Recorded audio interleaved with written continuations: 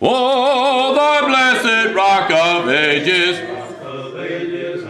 trusting now, dear Lord, in thee. Keep me till my journey's ended, till thy blessed face I see. Hide me, O blessed rock of ages, till thy blessed face I see. When the storms around me rages, rock of ages, hide thou me. Oh, I tell you, the blessed rock of ages, how wonderful it is. And it's great to see each and every one of y'all here, and happy Christmas time season here that we have is coming on, and holiday, the kids are out of school, I believe. And people getting ready for Saturday. Oh, I tell you. And I think it's only appropriate that this morning we're going to talk about as far as the scripture reading. Before I forget again. The scripture reading this morning comes about this time of the year about what's going on. And so let's read it and get a good picture of what Luke is talking about. In Luke chapter 2, verses 1 through 7. It says, in those days a decree went out from Caesar Augustus that all the world should be registered.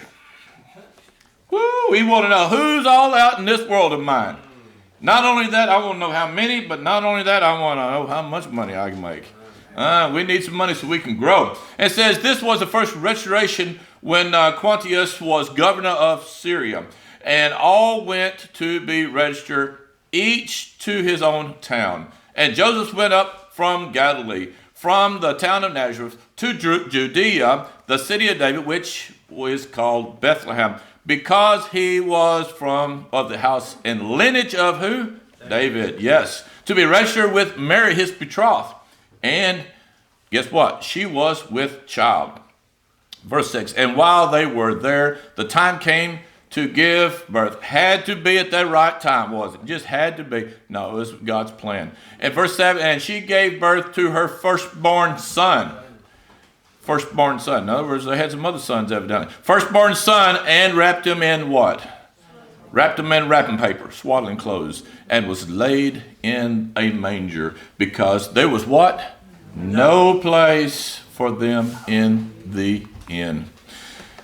I don't know about you guys, but that picture just makes me just cringe. When I see crowds like that, and this time of year, you're going to be seeing crowds. You're going to start seeing a lot of people and hustle and bustle, and there's always one, how can I put it nicely? One person that's not being kind, that wants my way or the highway, and y'all get out of my way. It's going to ruin it for everybody. And anyway, it's just that claustrophobic mentality, I guess. I'm not claustrophobic, but I don't like crowds. And now I love crowds on Sunday morning for church. We love crowds, okay? Don't get me wrong. But if it's out just shopping or doing whatever, just piddling around, crowds, you just you just don't know what somebody's going to do, especially nowadays. And so the deal about this lesson this morning is any room. You really, when you look at a crowded picture like this, is there really any room? Oh, really, there's not much room. There's not much breathing room. Where are you going to sit down? Well, you get stepped on probably if you do sit down. So you're having to stand and get crowded around, and that's what we want to talk about this morning. If I was the innkeeper, you could also name this lesson. If I was the innkeeper, it wouldn't happen that way. If I was the innkeeper, they got the penthouse suite. Mary, you're not going to be out in the manger somewhere. So if I was the innkeeper, there'd have been plenty. I would have cleared out the whole place. The whole motel, hotel, whatever it's called, it would be cleared out. And guess what? Y'all had the whole place to yourself. Wouldn't be no animals around in the stable. Wouldn't be no manger, where you had to be in. And it could have been that way. But it wasn't God's plan. It wasn't God's purpose. And God wanted his son to be born in a humble way. Because if he was born high and mighty, what would that tell us? That I'm not of the rich blood. My bloodline ain't high enough, so I can't go to heaven. But he says, no, I'm going to be born in a manger. And I don't know about many of us, especially nowadays, that are being born in a manger. And Rayanne, I don't think you're going to have your baby in a manger, are you? No, not going to be outside, especially when it's cold. There you go, exactly. Yeah, there you go. And Retha, she didn't have her baby, out in a manger somewhere. I mean, we have nice facilities to take care of mom and the babies nowadays. And that's why, so we're better as far as our birthing areas now than what it was back then. But God's plan was at work. And so you're going to be hearing a lot of lessons if you listen to TV and radio and things, or social media, I should say, even nowadays. A lot of lessons are going to be preached about Jesus' birth. How Mary and Joseph obeyed God. And they found favor in God's eyes. And you know what? It's not something that he's partial. We can also find favor in God's eyes if we will obey and listen to him and do his will. And that's what Mary and Joseph was doing. And I love it when Mary, is approached and says, let whatever you want be done to me, be done to me. Let thy will be done, not mine, is what she's saying. Oh, I tell you what a good example she is setting for us. And Joseph too, listen to God. And also we're going to be finding out as far as people have been preaching on, the wise men still seek him today. And that's true. Wise women still seek him today. Wise people. We all should be seeking the Lord today. And how the shepherds people is going to be preaching on are examples of the fact that the gospel is to all. It's not just to the select few. It's to all, even the shepherds. And also then we're going to hear about the villain of the story. Well, I think we all know who the villain is, Herod. Now, there are several Herods, so you have to watch about who you're trying to pin on, which one of the Herods. But Herod the Horrible, as some people's going to call him. Wow, what a person, trying to kill the Lord. Well, if you was back in those days and you knew what they knew, you could maybe understand a little bit better what was going on and why it was so much for him to get rid of anybody that's going to replace him, because they was thinking of an earthly kingdom. And they didn't want no competition, and back then that's what they did. But I want to again focus in as far as on the innkeeper. This man or this woman as the innkeeper, if I was there, I'd done it different. We're going to go with that analogy this morning, find out. Is there any room? As far as the first scripture we just read, as far as the scripture there, the last part of it is what you keyed in on, what you folks picked up on, verse 7. The very last part, because there was no room, no place for them in the inn. Well, if you can't get me at the end, get me in the middle or the front, okay? I don't know why they had to go to the inn. Was it the Holiday Inn or the Manger Inn, or I don't know. Anyway, it was the inn, but I would go in the middle or beginning of it instead of just at the end. So that's at least somebody caught it. Anyway, I know it's a poor joke for. I'm trying. Okay. Anyway, so there was no place for them, but we think about that as just a child story, about this time of year for Christmas time. We're talking about well, there's just no room, but there is so much more in that few little words, that half of a sentence, because there was no place for them in the inn. There was no place for Jesus, the Son of God, as far as in that place. And I think if we stop and look at our lives, we need to also find out, is there any place for Jesus in our lives? That's where we're going with this morning. And you know what? Some people can refer to this as far as that crowd. They can call it, well, it's overcrowded in the inn. And if we let some more people in there, especially a child, going to be born there, that's just too much drama. We don't want that. And so we have this thing as far as called overcrowding. That's another way you can call this overcrowded hearts. Their hearts were so overcrowded they could not see as far as the Son of God coming in. But Joseph, Mary's husband, and Mary as well, you don't see them throwing a fit, telling everybody, let me get a big club out here. Let me start beating over everybody's head. This is the Son of God, and if you don't listen to him, I'm going to beat you up. You don't see that mentality there. They just ask, no room, okay, fine, and then they go on. It's not being a bully is what I'm getting at. And Joseph and Mary, the parents, the earthly parents of Jesus, says, no, they're not that way. God wouldn't want it that way.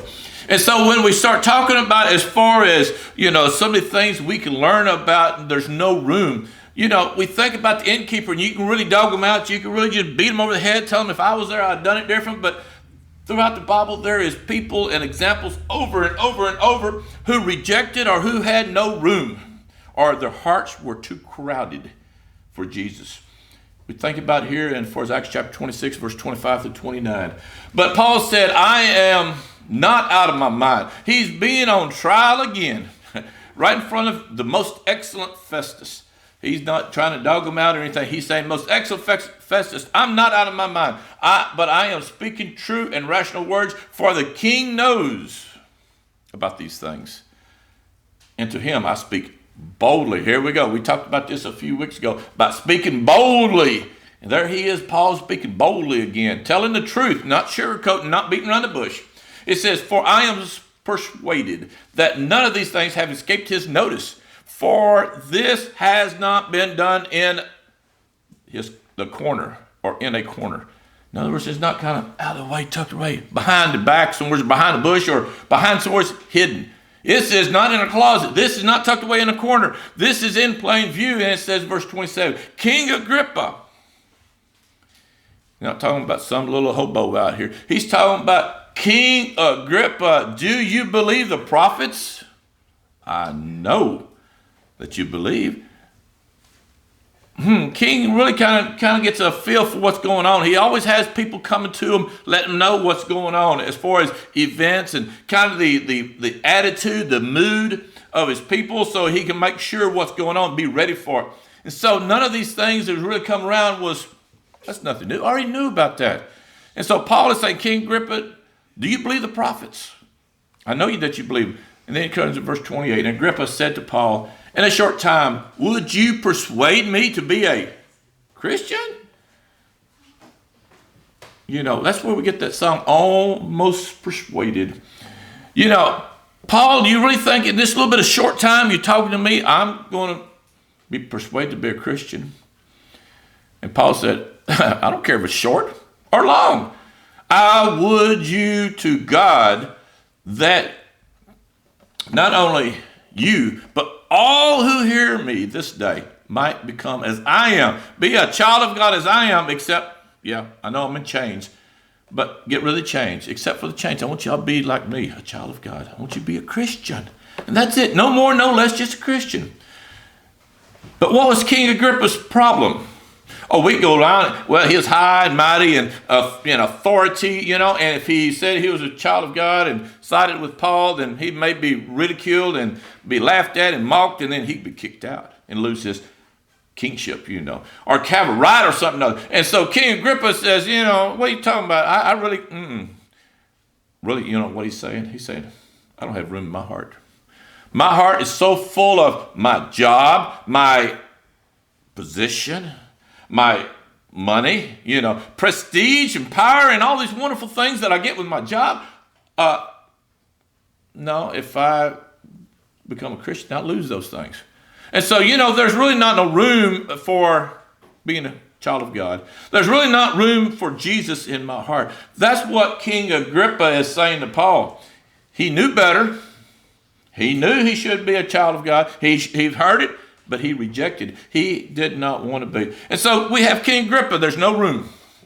In Numbers chapter 11 through 18, verses 18 through 23. About some more people here that do not have room or have rejected. Their overcrowded hearts is what it is. And say to the people in verse 18, concentrate yourselves for tomorrow, and you shall eat meat. Oh, wait a minute. Let me set the stage here. They won't concentrate themselves tomorrow because you shall eat meat, for you have wept in the hearing of the Lord, saying, you will give us meat to eat? For is it better for us, for it was better for us way down back in Egypt there, Therefore the Lord gave them meat, and ye shall eat. This is the people, God's people. After they've been imprisoned way down in Egypt for 400 years, they've been crying about, having to be slaves and beaten and all. And finally they're delivered, and now they're going through the wilderness. And God is feeding them what? Manna. They're feeding manna. Oh, I'm tired of eating manna. I want some meat, God. Come on, I'm tired of it.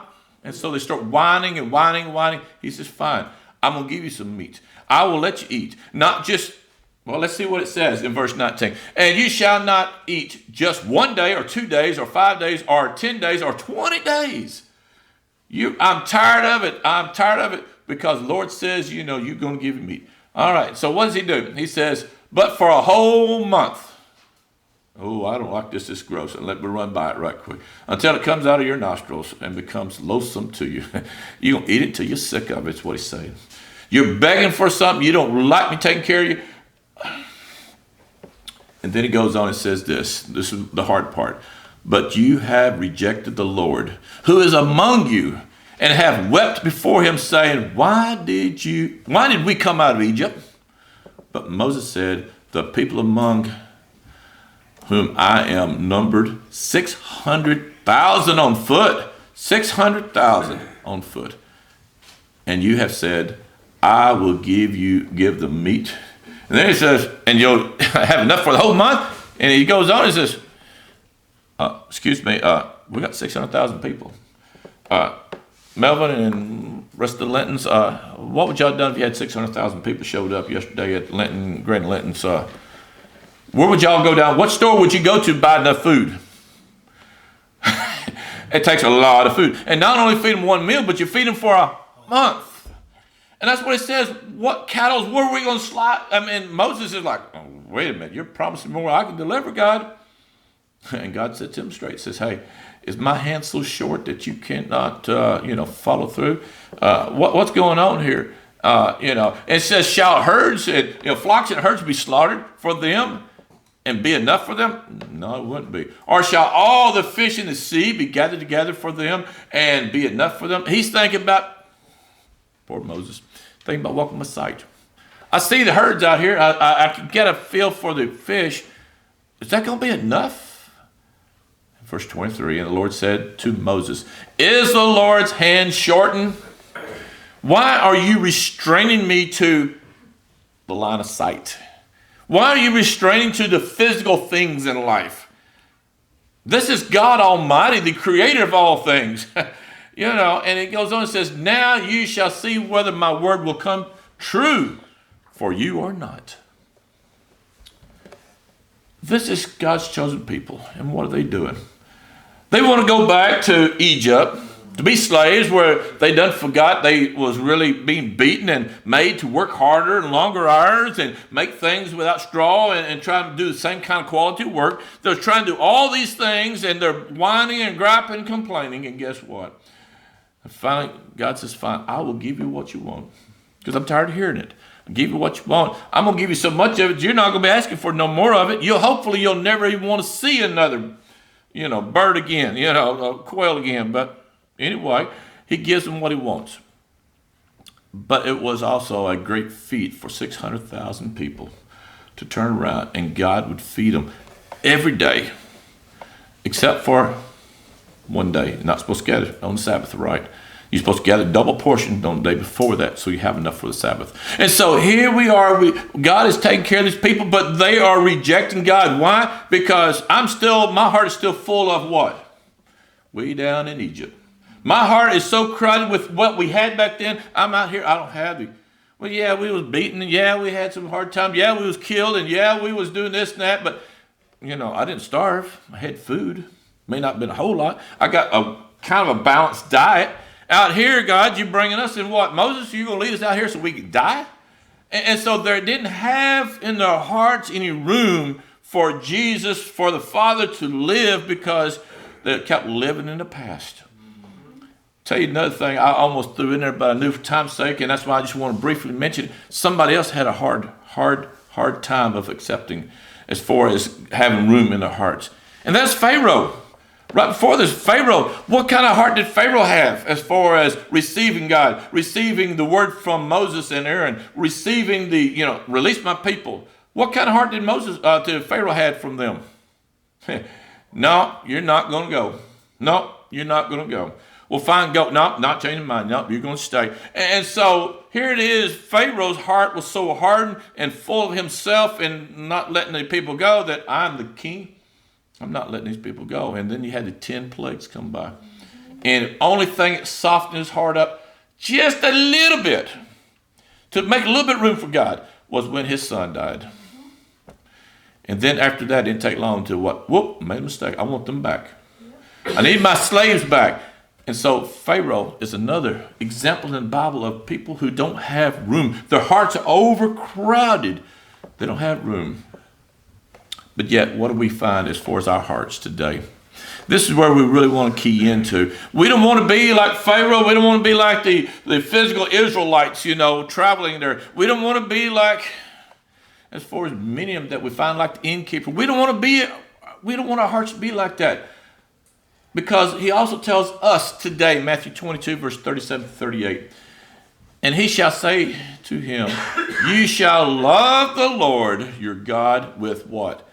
All your heart, and with all your soul, and with all your mind. And this is the first and great commandment. It's still true today. He wants all of your heart. Well, I'll give you a little bit of, what's he going to say? What's God? Y'all know the Bible. You know what he's going to say on the day of judgment. God, I just had a little bit of leftover space in my heart, so I gave it to you. So let me go into heaven. Depart from me, you workers of iniquity. I don't know you. Well, we prophesied in your name. Well, I didn't know that. I didn't know you. You did that, you workers of lawlessness, iniquities of sin. He's saying, hey, I don't know you. I don't care what you did. You think you did. Get out of here and leave. Because you didn't give me all your heart. And that's why it's so hard for people who baptize somebody.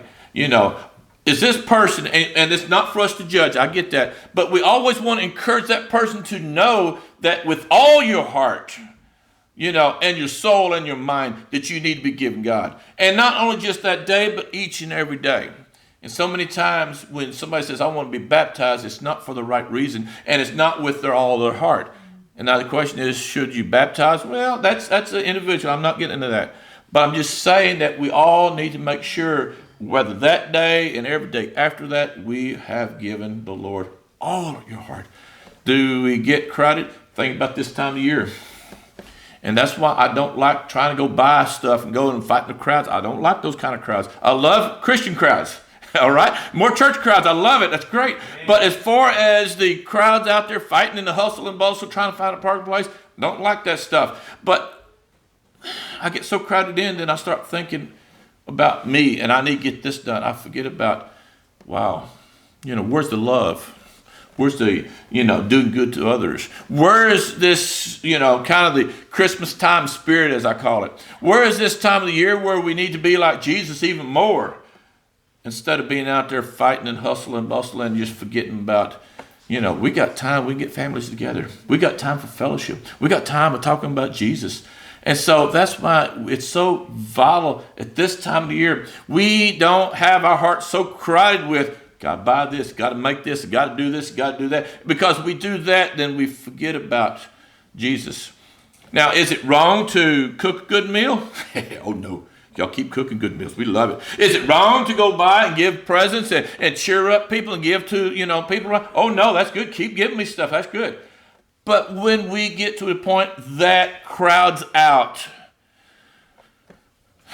God in our hearts for the whole heart. When it gets in a point where we crowd ourselves out to the point we cannot go to church, well, I got to go work some extra because I just spent all my Christmas money. I got to go work now. Or I got to go shopping, or I got to buy this, do this. I can't do it during the week, so I have to do it during Sunday. Now you see where priorities. And that's why I want to encourage us this morning. Priorities, priorities, priorities. First, foremost, God's got to be there in our hearts. Jesus has got to be there in our hearts. All of our hearts, not just part of it. Well, I wouldn't be like that innkeeper. I love Jesus with all my heart. Take the little test. Take the little test is all you got to do. And before we get to the test, this is another one of those little tests here. 1 John chapter 2, verse 15 to 17. And it says, do not love the world, nor the things of the world. If anyone loves the world and loves the love of the Father is not in him. For all the things that are in the world, the desires of the flesh, the desires of the eye, the pride of life is not from the Father, but from the world, and the world is passing away along with its desires. But whoever does, that's the little test right there. But whoever does the will of God abides forever. Well, I won't be like the innkeeper. I wouldn't be like King Agrippa. I wouldn't be like Pharaoh. I wouldn't be like the Israelites rejecting overcrowded. But are we doing the will of God? If we're not doing the will of God, then we've got some issues. And the other question is, oh, well, I love Jesus. I believe. But are you doing his will? So is there any room, now I'll add to that statement, in my life? Is there any room, or I won't be like the innkeeper? Well, have you ever seen the last part of it? Words only or deeds also? Are we loving God in words only? Say, I love you, God, but don't expect me to do anything for you. Are we just kind of talking the talk without walking the walk? And Jesus says, if that's what you're going to do, just stop. Just don't be doing it. Because you're living a lie. And there's no sense in lying. You know, it's interesting about like life insurance. Nobody really thinks about life insurance, cares about life insurance until you die. Then it's like, where's the life insurance? But guess what? It's too late to get it. Or what about car insurance or house insurance? Nobody cares about paying those monthly insurance bills, right? But what happens when you have a loss? Let's get that policy. I'm going to file on it.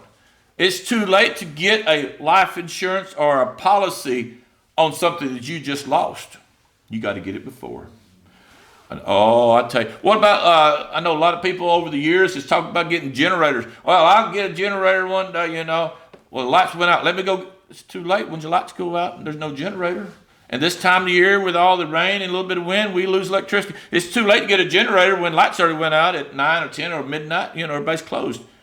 It's too late. But you know what the sad part is? When our hearts get so crowded and we end up living that life, showing other people our example as well, and then we die, and then we stand before Jesus and says, oh, wait a minute, let me change my life. Let me give you my life. He's going to say, it's too late.